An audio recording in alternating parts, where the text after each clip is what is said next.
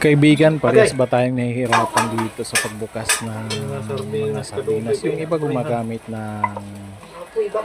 gumagamit sila ng spoon upang buksan yung takip ng sardinas. Pero tayo mga kaibigan, kutsilyo yung ginamit natin kasi talagang matigas yung takip ng sardinas.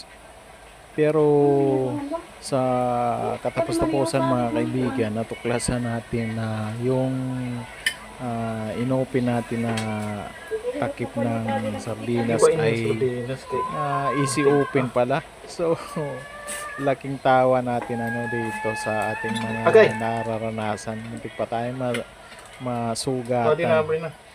Oo. So, pag baliktad natin ito, Kabaliktad easy open pala. mga ini oh. So, yun. Laking tawa natin. Instead na magagalit tayo kasi ang tigas. Kalibutan. Natatawa na lang Easy tayo open sa ka sarili na, natin.